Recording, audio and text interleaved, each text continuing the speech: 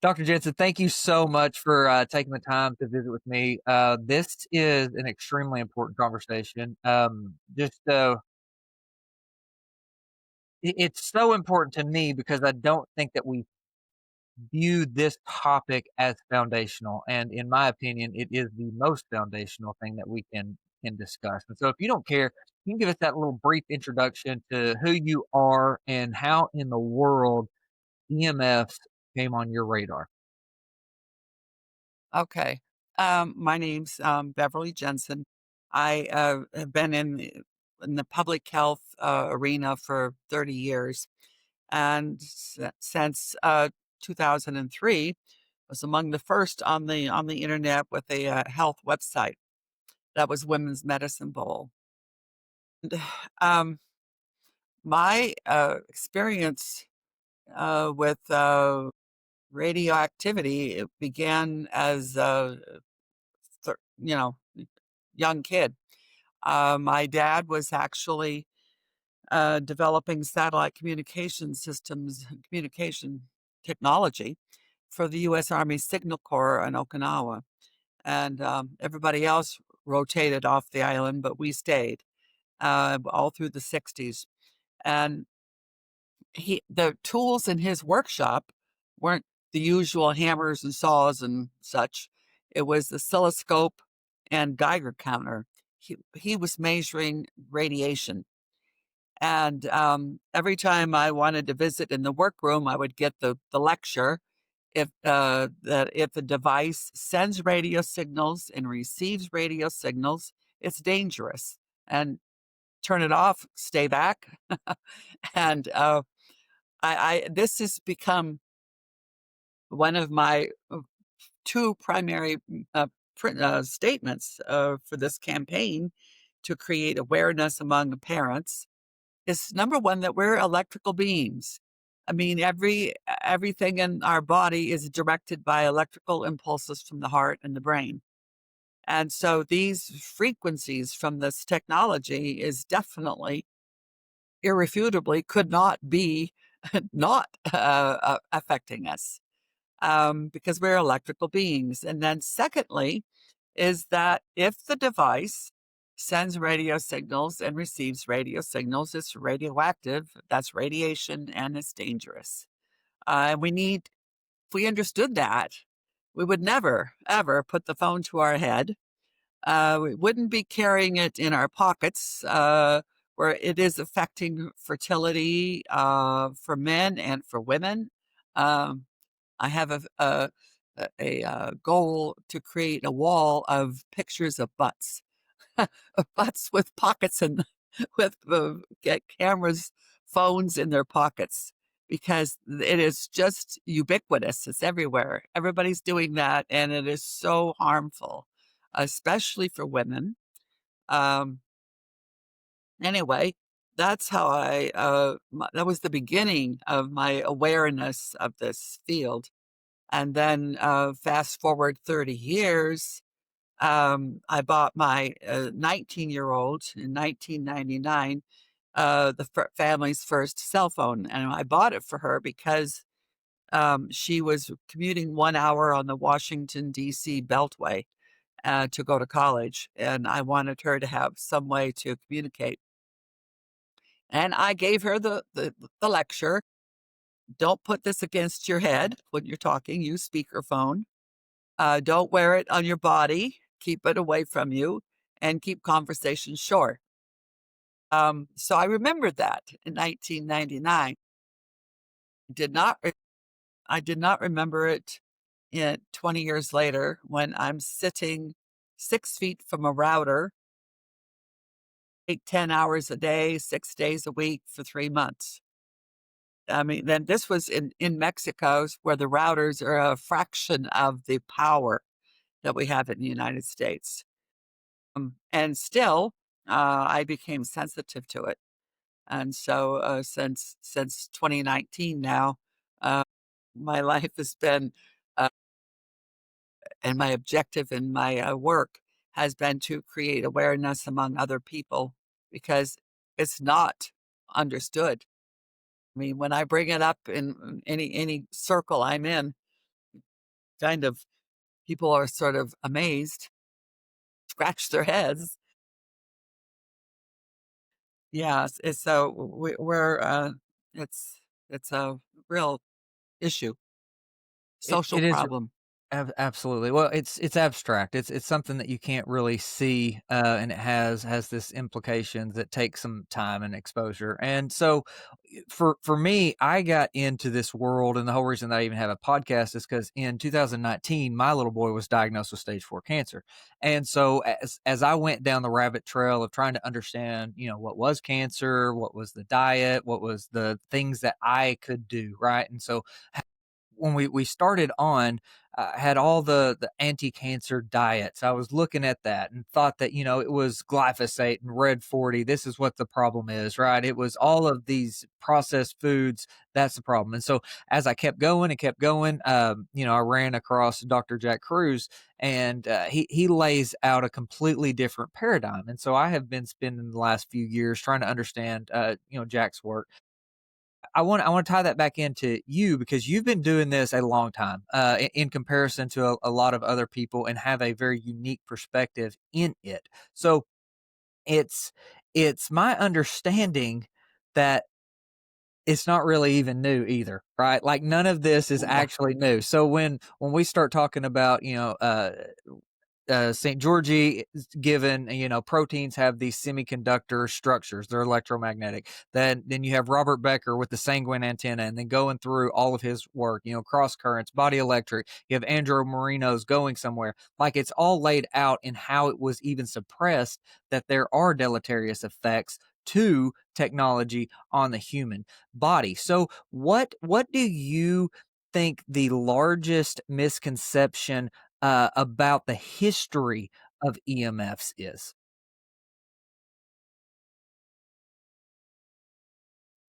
The largest misconception is the industry tries to make us believe that this is harmless, and they've had this standard they set in the mid '80s, uh, and it's a joke. I mean, that do you know how the standard was set for the levels of the radiation the public would be exposed to? I mean, they took a plastic mannequin the size of a military man, 97% larger than the rest of the population, but a plastic head, filled it with saline water, saline solution, put a cell phone at 1.5 inches from the head, and measured the temperature rise in the water. This was supposed to represent our brain. I mean, a seventh grade science fair student would know better than this. And this is still the standard by which the radiation levels in this country are being, and much of the world, are being measured against. It's like, the emperor's wearing no clothes, boys. But it was a public health professor, I think, at Harvard, who wrote the book, and created the term captured agency, and that's the FCC. The FCC has been run by, managed by, and directed by the telecom industry since the beginning. Initially, in 1960, the initial studies on these devices, this technology, did show the radiation, and then as soon as that came out, they would shut down the project, defund the scientists who were doing it, and usually try to defame them, get them fired. And I mean, in one case, one consultant that the industry had hired, and he was giving a talk, and I don't remember his name. He was giving a talk at a convention, and when he started to talk, and they understood that he was going to tell the whole audience of the consequences, the dangers of this radiation, he was strong men came off on the stage and hauled him off the stage. And so they have been very deliberately trying to uh, keep this information from us. Talk about the children. It was a professor at the University of Utah, Om Gandhi was his name. Um, he had been contracted by the telecom to do studies on the effect of the cell phones against the head. I'm wearing one of my gloves that protects me from the radiation around the laptop, so it's a funny glove. Uh, anyway, um, there's a picture on my website and is quite popular in the whole field showing the size of an adult's head, a 10-year-old's, and a 5-year-old's head, and showing the radiation extension into the brain of these different sizes of heads, of skulls. And when he came out with that information, he was damned by the industry. They withdrew the contract, tried to get the university to fire him, which of course the university did not do. But he has, this has been sort of a standard now of understanding how this has a bigger impact on the children than even us adults. And that's because their skulls are thinner and their their brain and their electrical system is just developing. So it has a much more dramatic and harmful effect on the kids. Nora Vocal put out a study, I want to say in 2011, that showed just a phone up to the side of the head increases glucose substantially, right? And so, like, there's these physiological effects that, like, we're not even told outside of what you're alluding to the extent of the penetration of the EMF, and so, like, I wrote a post this morning, because, I sound like a crazy wackadoodle, right? I'm telling everybody to get out in the sun, turn off the lights at night because lights are an EMF, right? They're a wavelength, like, and so, Yeah, the uh, new ones. don't don't plug your phone up beside your bed. Don't sleep on a pillow. When you send those babies to daycare or school, just know that they're going to be on digital devices that are causing trouble. You're under artificial lights all day. It's destroying the melatonin cycle. All the opsins, you're degrading melanin, like on and on and on about how this is. And people don't really listen to it because it sounds, crazy. But when I wrote it this morning, it was about the recipe for getting sick. So I broke it down and I laid out every single little thing from, sleeping with the lights on, you destroying melatonin, getting up in the morning. You first thing a lot of people do is look at that phone, get that blast of blue light in the eyes. Then you go eat some garbage, cereal, sugary, pasteurized milk, nonsense. Then now we have ear infections and we're not able to concentrate in school. So we get antibiotics and steroids and, ADHD medications, right? And so, and then it exacerbates. And then it's winter and we're cold and we don't want to be outside and we have low vitamin D. And now we have cold and flu season, right? So, like, it's on and on and on about it's just the way that we live our life and the comforts and the way at which we communicate and we have this convenience factor. So I lay all that out. And so I know for most people, it's going to sound like, well, you just want us to be Amish in some sort of a, troglodyte that where we hide in caves, right? No, so let's go into a little bit of twofold, right? What, like, the damaging effects of, say, a digital babysitter, right, a phone or a tablet is doing for the 2-year-olds, and then a little bit of always a solution. Now you showed the glove, so, like, what is going on in your understanding that 2-year-old that's sitting at a restaurant and they're on a tablet, and when food gets there and they try to take the tablet away, there's a complete tantrum, right? It's a complete meltdown. Yeah. So let's hit on what's going on there, and then offer maybe a solution or two. Um, you've just painted a very realistic and dire scenario. Okay, and you're right. We need to just turn off the lights And with first thing in the morning, get outside and get the 5 to 20 minutes of bright sunlight, no matter what the temperature is. But about 86% of the population, first thing they do is check their phones. So it's bad. Um,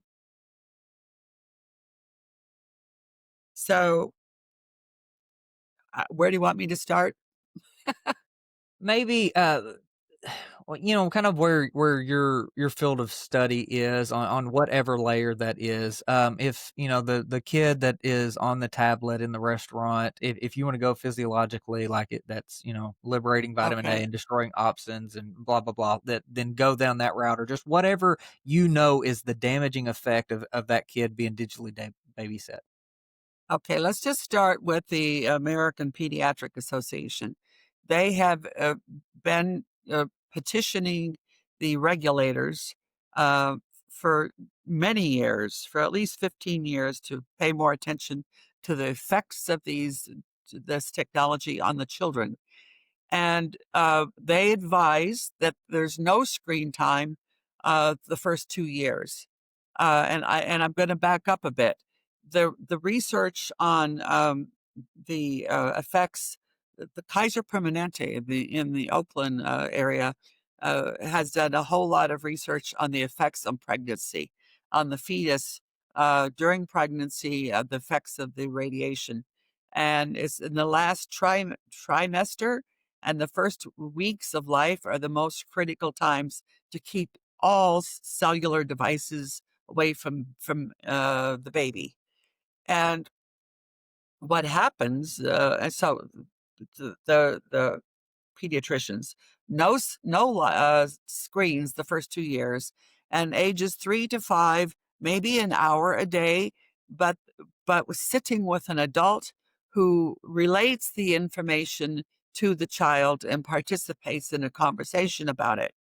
And the reason is that there's the hypnotic effect on those screens, even if they don't completely understand what they're looking at, and it affects. This is what's critical. And I've got articles on UNEMF.com. There's a list of articles of the science showing this. The in the first years, they have found that the area of the brain which is where intellect develops, and that includes language development, is affected by this radiation. And so it's just critical that that babies and toddlers are not anywhere near these devices. And yet we see that they're being used as babysitters, and it's so destructive. It as they get a little bit older, uh, it's affecting the ability to learn social cues, learn how to interact with other humans. I mean, they actually sell a robot now that will be your child's best friend, and this robot will teach them emotions. I actually saw this ad a few years ago, and it's absolutely astonishing what is happening to us as human beings that we would buy for $1,500 a robot to be our child's best friend. I mean, it's a complete loss of values. But anyway, how this affects the children then changes over the years, and of course, it gets in the early teen years. It gets to be um, more of a mental health issues, which is, of course, a physical problem too. Um, yeah. So, you hit on a little bit of embryology there, and I think one of the most important things that we can kind of backtrack on and look at is say, uh, for example, we know that the incidence of autism in a woman that has hypothyroid is increased exponentially. We know we have a hypothyroid pandemic on our hands. we can relate that to the blue light toxicity, the EMFs that's going on. But then you hit on the embryology and timing, that automatically takes me back to thalidomide, right? And so when that drug was given at a specific time, right, timing is extremely important in the embryology. It's exposed the fetus, developing fetus, to a drug with chirality facts that goes into the biophysics, but we have birth defects, right? When we are exposing based on the time of the development, I think that is a huge cause for the autism epidemic, right? So we have messed up germlines from mommy and daddy. We've got the baby, it's growing, it's getting blasted with different things. And then we get them out and we exacerbate through putting poisons in their body, through exposing them to the digital babysitting. And all of these things compound. And in my view, that would be one of the most logical explanations for why we have an autism crisis. Yes, there's a doctor in Seattle, Dietrich Klinghardt. He's been treating children with autism since 1990. And he has found in the last several years that if the parents will not clear the house of EMF, the child cannot recover. But if he does, it's like 180-degree difference. So he actually has stopped accepting patients when the parents will not clean the house of the EMF, because if they do, the child recovers, and if they don't, the child stumbles along, does not fully recover. And this is a man, a physician, who's focused on this topic. Yeah, it's it's a big one. Fascinating. Because even on the autism treatment world, we're starting to see photobiomodulation, right? Infrared light. We're seeing some microbiome issues where they're doing different probiotics or things. They're removing some of the artificial lights, and they're seeing some pretty solid results, but it's not the whole picture, right? And so what you're talking about is still this electromagnetic radiation that is endemic. It's everywhere, right? It's cell phone towers, it's the microwaves, it's the Wi-Fi routers, it's the cell phone. So what Yeah. what are some solutions that you've been able to see that maybe don't seem so unattainable right out of the gate? Yeah, where do we start? Um, when I have done in-home studies, I every house I went into, except one where the router was in the bedroom, which is even worse. In every home, the router was sitting square in the living room next to the TV. A router should be kept in the least used room of the house and shielded, and use an Ethernet cord. I don't care if it's 50 feet running across the house, just put rugs over the cord, you know? So that would be the first thing to do. Get the router out of the living room, into the least used room, put a timer on it so it shuts off when everybody's going to bed. There's actually a router developed by an engineer in the Netherlands that's just brilliant. I think it's called JRS. And his router, he went into his child's school room in Belgium and says, but we need to do better than this. And so he created this router. It creates 90% less radiation than anything else we see in the United States. And when it's not being used, it goes to sleep. You can also, this router can also be set so that its radiation, I mean, its expansion levels are, will not go into the neighbor's house. I mean, that is a big problem, is that these networks, you turn on your phone or any Wi-Fi point that you want to connect to, you get dozens, depending on where you live. You can get 135 options on networks that all of these are being beamed into your apartment or your house. Anyway, get rid of the router. I mean, move it, shield it. The second thing is to uh, have the family create a communication center and have a family discussion if your children have got phones. Otherwise, it's up to the parents to put the phones in a one place when they come at home, and nobody's walking around the house with devices. This would make a very big difference. And there's a little fact about using cell phones that I give to people whenever I have the opportunity. If you if your phone is if you're at home or in the office and your phone connects to a Wi-Fi network, you can then put it on airplane mode, and you'll get your calls. You can make calls, get text messages. You're not going to be able to download data, but that's not something you ordinarily do anyway. Um, you can always take pictures and look at pictures on airplane mode, but keep the phone on airplane mode. And I've measured this several times. You'll reduce the radiation from that phone by 95%. You'll still get your calls, still be able to make send text messages. Um, so just keep it on airplane mode. When you leave the house, if you're going to be out and about and need to be accessible, then you're going to have to put airplane mode off so it can pick up data from the clouds. Um, Another thing, nothing in the bedrooms. I mean, the bedrooms should be as a sanctuary for sleep. So you don't have your phones on the night table. You're certainly not charging them there. Get a battery operated alarm clock if that's what you're using your phone for.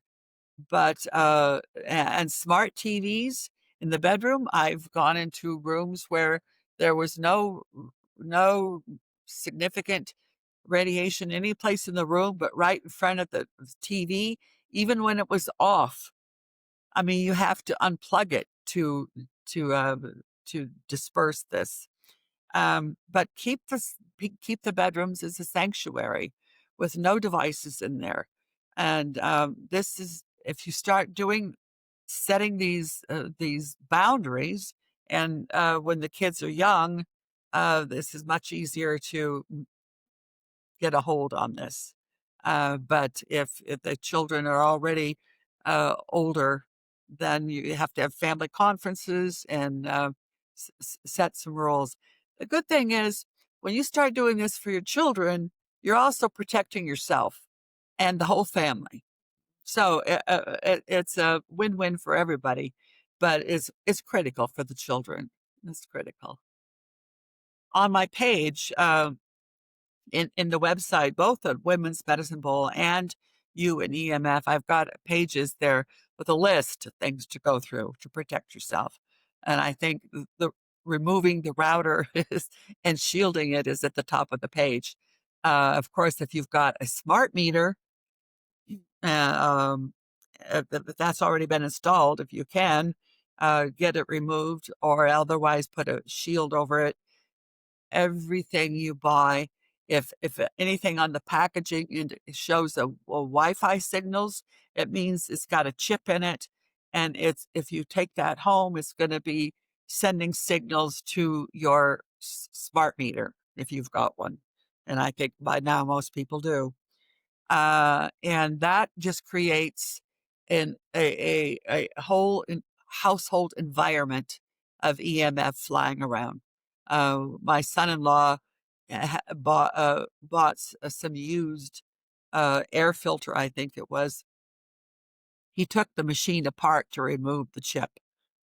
So if this is if you're buying something new, and don't get it with the chip, and it will show a very proudly a Wi-Fi signal on the box. Yeah, you don't want that. They're in absolutely everything. Everything from, an air conditioner, window unit, your refrigerator, microwave, the alarms, clocks. They're in absolutely everything. It's mind-blowing. So, how much of the hormone issues and sleep disaster that we have do you attribute to this EMF topic? Well, they say that about 70% of the population has got sleep issues. Now, is all of this due to EMF? I like to I prefer to call it EMR because it's electromagnetic radiation that is the problem. It's very hard to say. I know it's a factor, and if it's in the bedroom, it most certainly is the primary cause. I went into one home in which they had bought the girls for Christmas a little panda, cute little panda that told them bedside stories, but the girls weren't sleeping well anymore. So we went in with meters, and the radiation levels of that it was like an Echo or Alexa. Those extremely low frequency devices are have got the highest levels of radiation that I've seen. Those and baby monitors, and so I called it Bad Panda. They unplugged the bad panda and put it in the closet. And that was very definitely the reason the girls weren't sleeping well.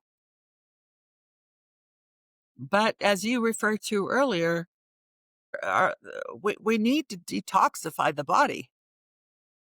And these frequencies are enhanced by some of the toxins that we're carrying in our body, particularly anything with metal. So metal detoxification is critical. And then there's just so many more variables, but um, yeah, that's a big one on sleep. There really are so many variables there. Honestly, to me, the solutions are so unbelievably easy, though, right? And so, like Yeah, in my framework, it's light, water, magnetism, temperature, and time. That's what I look at as the foundation of what governs biology. And so, like it's get in the sun, it's participate in the timing of nature, right? A 24-hour day. yeah, The You have seasons. You have at night it should be dark, at day it should be bright, right? Grounding, this is the magnetism piece, the yeah, temperature, like, we have heat shock proteins, right? We have brown fat. We have these adaptations that we need to experience extremes in temperature, especially on a cyclical basis, right? And then the timing of everything is like, we think of like a timing belt on a car. When it's out of time, all kinds of problems. Well, our yeah, timing belts are off all because of so many different reasons, right? And namely because we don't do these really easy stuff. And so, like, to follow that up is like there's not, in my opinion, a diet that we're supposed to have. It's not supposed to be keto or paleo or carnivore or vegan. It should be local, seasonal, and natural, depending on when and where yeah, we are, right? And so I think that we're yeah, complicated so much of this by in the name of convenience and just typical, human hubris. But when you get those things right, like I am hearing the most amazing success stories by not spending money, right? It's just taking back the God's principles and being in connection with nature, and it's been absolutely beautiful. So when we talk about electromagnetic radiation, can you go into a little bit of the positive side of EMFs the from nature, from grounding, from the sun, from ionosphere? We have all these different physiological effects that are actually extremely important because we are electromagnetic beings, but we're throwing yeah, it off with the pollution. So can you go into just kind of some of the positives of being in the sun and grounding and hugging a tree, whatever? yeah. When I was a teenager, about 14 or 15, sometimes I would be talking too long with my mother, and she'd say, "Go outside and talk to the trees." And I did. I would sit on the retaining wall to keep the hail from falling down on the house. I sit on the retaining wall and talk to the trees. And I think that sounds kind of silly, but it was effective. I'm sure the trees didn't mind. Yeah, what you say is true. We need to uh, go back to nature, uh, and we can do this by leaving the phones at home or having them on airplane mode when you go out. I mean, I go to the park, and it will be maybe two of the parents will be either talking to each other or playing with their kids on the equipment. All the other parents will be sitting around the park on their cell phones, which, they're not gaining what's there. And what's really sad about all of that is not only the effect those machines have on their health, but the complete loss of our awareness and appreciation of nature. I mean, nobody is noticing that there's not any bugs anymore. You know, that the insect population is just crashed, and the effects of this. I mean, there was one valley in Germany a few years ago in which they counted 250,000 birds died when some cell towers were turned on. I mean, the effects on wildlife from this. Um, um, so I think if we become aware of just the need to connect back to nature, that means leave the cell phones off, leave them at home.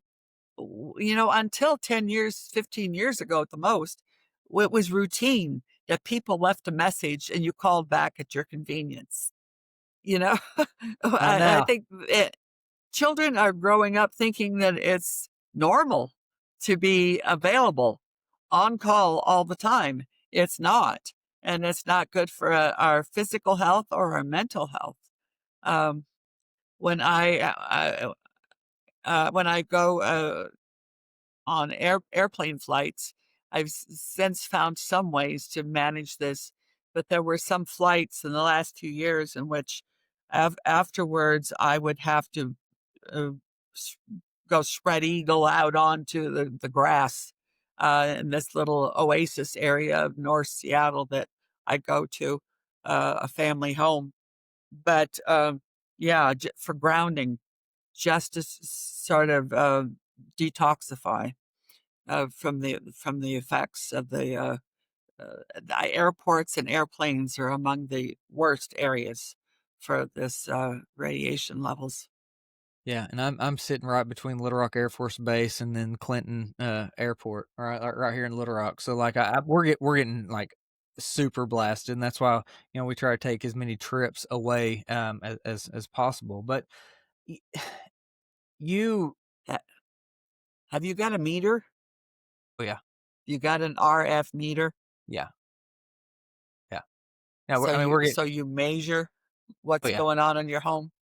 Right, and we're getting blasted, and one of my absolute best friends is, Doctor Petra Davlar, and we just got her to move to Arkansas from, LA, and it's so much better, right, in comparison, but, like, when she would go out on the beach, and walk, it would be off the charts, right? It's like, I don't think that it is, fully appreciated how bad it is just in metropolitan areas, and so you Yeah. literally have to leave. And so, like, cancer's our world, right? Like, cancer is absolutely our primary focus on everything that we do. And we have seen and said over and over, you cannot get better in the same environment you got sick in. And so what we're seeing is that a lot of things are just not working for people. And that now that's layered, right, based off the last 5 years too. But they're not getting better in cities, and that is it seems so blatantly obvious, Dr. Jensen. So, like, to me, it seems like what we're doing is having this atavistic approach. This reverse evolution is going on, and we are creating our own extinction event. Like, it seems that and Yeah. that may sound hyperbolic, but that is as plain as day to me, right? All chronic diseases are skyrocketing. We just talked about autism. We have you name it. We have life expectancies decreasing. We have Yeah. it's crazy. So am I being a wackadoodle in saying that we're literally creating our own extinction event, or is there some truth in that? Oh, absolutely. You are correct. This is not wackadoodle at all. Um, No, I mean, I think it was Dr. Klinghardt who said that the fluoride in the water, the glyphosate in the soil, the EMF, and there was a fourth ingredient to this disaster that's being brewed. I don't remember what it is, but all of this is seriously affecting the whole human race. And then these mRNA vaccinations that were given, that was completely untested, and the consequence of those is unfolding. Um, yeah, We've not even seen the there's tip no of good that news. tsunami. Yeah, Yeah. there's no good news. No, and this is what makes it really, hard and frustrating for somebody, to try to relay this information is because we are staring at an onslaught, and the solutions for the mRNA specifically, we don't have one. Like, that should just terrify people in of itself. Like, we really don't have a good solution. But the way to best prepare for it is get out of those environments that we're talking about. You've laid out so Yeah, many different ways that we're getting destroyed. We got to spread out and get more rural. If it on a health journey, right? yeah, Get in the sun, build melanin. Read Becker's work, right? Like I think that he was one of the greatest scientists of our time that got completely hammered and canceled, right? And so like when you look at that and then you see anybody that trusts the medical system has lost their freaking mind. So, like, in the fact that yeah, people don't know the real history of medicine, because this is my thing, and you're the best one to tell me if you agree or not.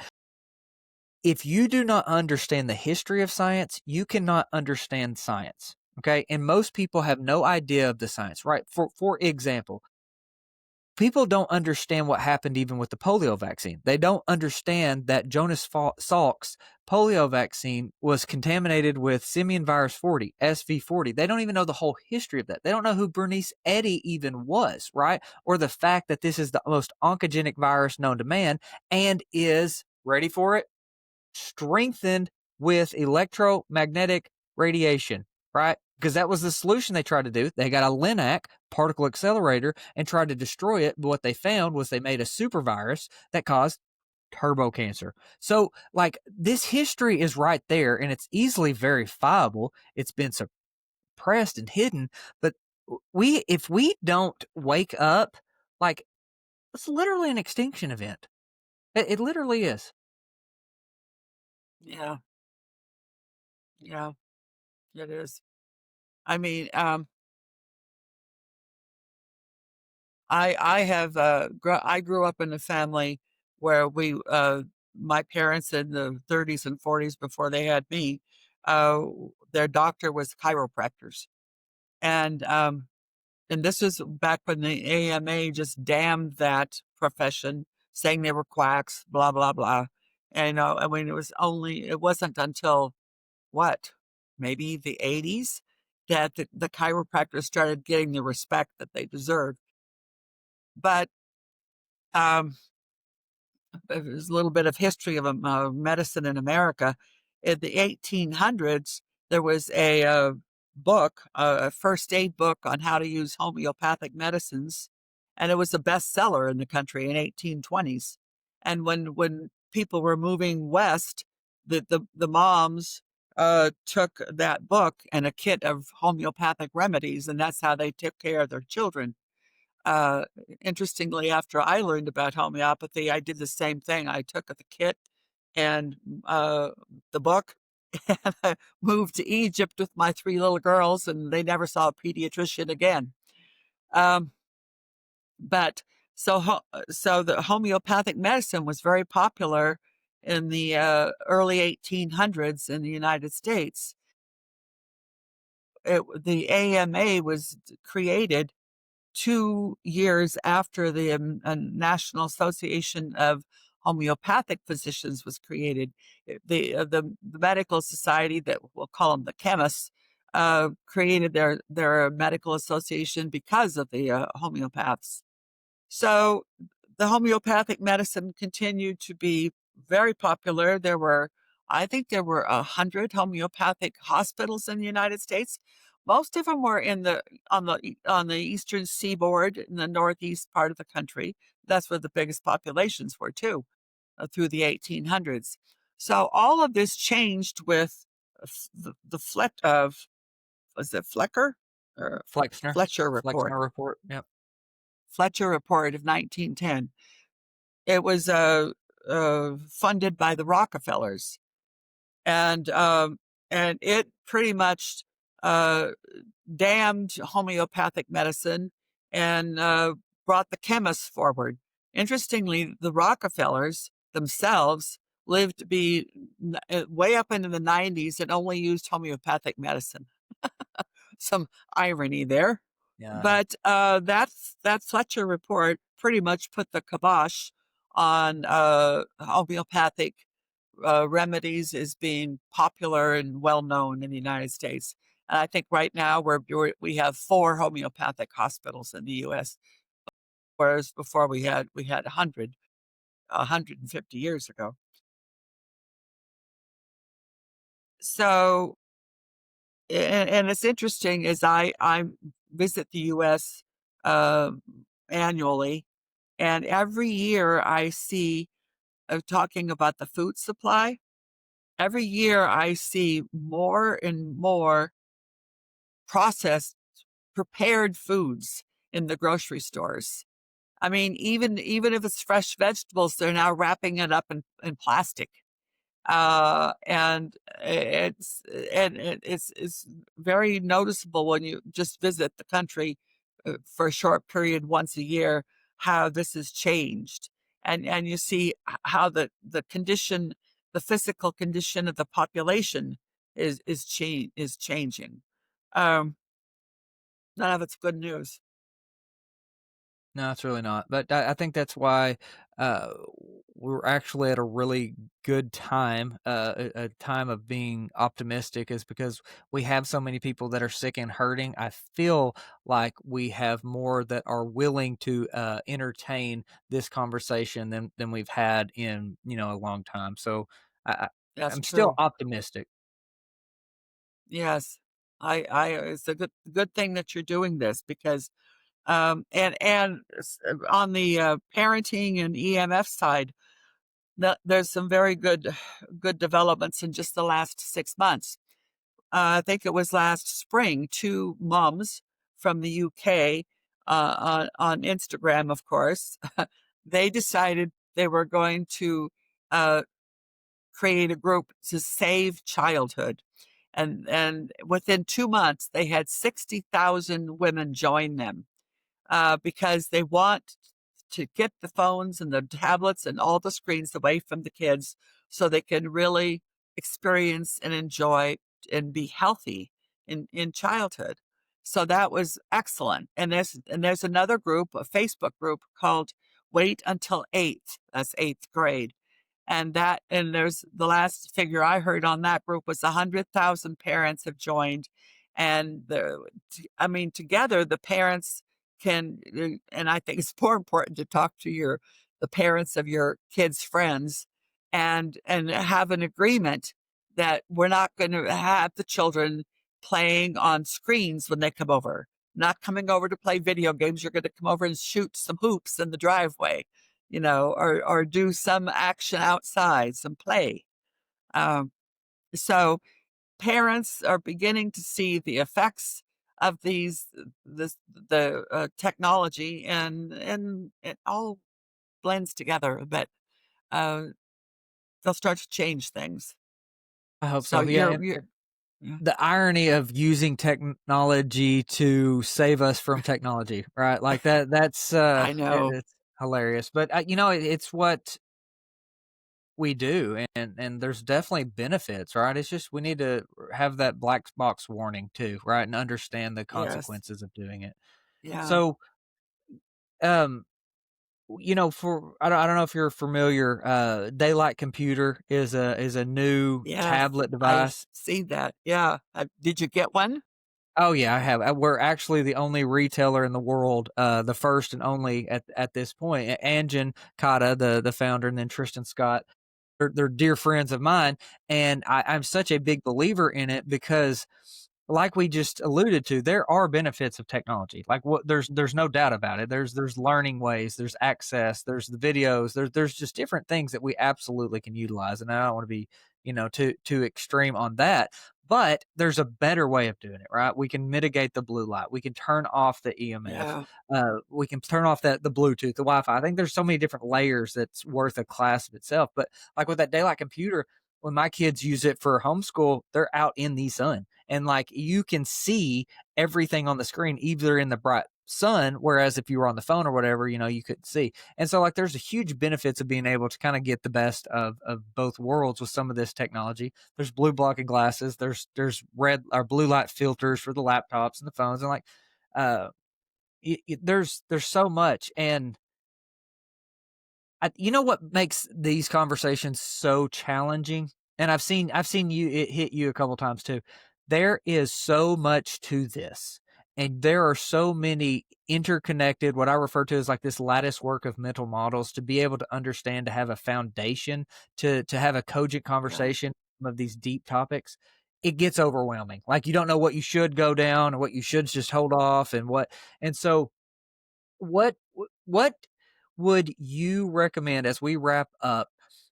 Any parent or anybody facing some sort of a health crisis, and or any parent dealing with a kiddo that's having issues, what's that one thing that you recommend understanding? What's the foundational understanding point you, after all these years, say, start here, focus on this? I think, and this is in that list of steps to take on my websites, is take an assessment of how much time each person in the family is spending on screens, whether it's for work, play, entertainment, whatever. How much time are they spending on it? If and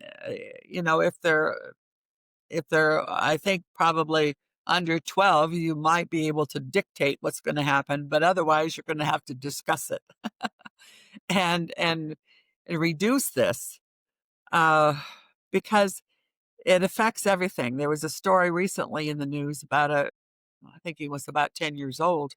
He was this top of his class, day student, a very popular kid, and started having mental breakdowns. If he didn't win, he would just go into fits, and then he would try to cheat, and completely unacceptable behaviors.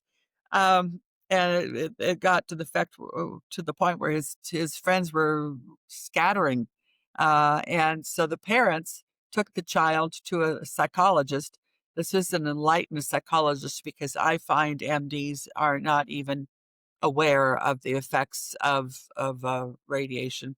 One cardiologist tried to tell me that the heart problem I was having was not related to EMF. I mean, he had never heard of EMF. Anyway, that this psychologist told the parents, stop all screens, television, phones, tablets, uh, computers, all of it. And in a matter of weeks, he was his old self again. So I think uh, a digital detox would be helpful for everybody. I'd like to know more about your daylight computer. I've seen an ad for that, and I think it's a brilliant idea. Um, but yeah, the technology, it can be in many ways we are safer people by the use of the technology, and we have access to much more information than we would ever have had before. Uh, but it's just a matter of managing it, you know, time and place and controls, limits. is going to be the answer. And there's better technologies out there and coming that will give us these assets without the detrimental effects. Right. And I think, well, I hope that is the big takeaway, right? That we have plenty of reasons to be uh, opportunistic, optimistic, but we need to really consider the negative effects, right? Like Yeah. we can do the best of both worlds. We just need to be cognizant of it. So, um, give us where we're going to send people to learn more about you, your work, how they can get those resources because you have a ton of them. The two websites, and maybe when you post this, you put it in writing below the screen. It's you and emf.com uh, or womensmedicinebowl.com. And both sites, and the first one, I'm focusing really on the children. Why we need to be protecting the kids and how to do it. But it's also, there's resources there on steps to take to, to change the whole home environment, which helps everybody. Then I offer 20-minute free consultation, phone consultation, if you need some help in getting going. And if you want, and then I offer hourly services we could do by Zoom if you want more help in going through this. That does require you get a meter. And it's like, because even when you know what you're looking for, if you don't have a meter, you will, the engineers have found you'll miss 50% of the sources. And this is so true now. I mean, even the Barbie that talks is emitting EMF. They're putting chips in heaven forbid, they're actually putting chips in baby diapers. There's nobody at the gate managing consumer items that where they're putting chips. So you need the meter to do a thorough job here. But anyway, that's what I'm offering, and that's a good start. I love it's a great start. Just being aware and then trying to be, intentional about what we do. I think it's a huge start, and then the rest of it kind of snowballs and gets your attention. Just trying to Yeah, prevent a lot of those, big gut punches, those life ambushes before they get there. But unfortunately, sometimes we yeah, don't make a change until it hurts. Dr. Jensen, thank you yeah. so much for taking the time to visit, and we will get this out and continue to learn. Okay, great. Okay, I'll hang on.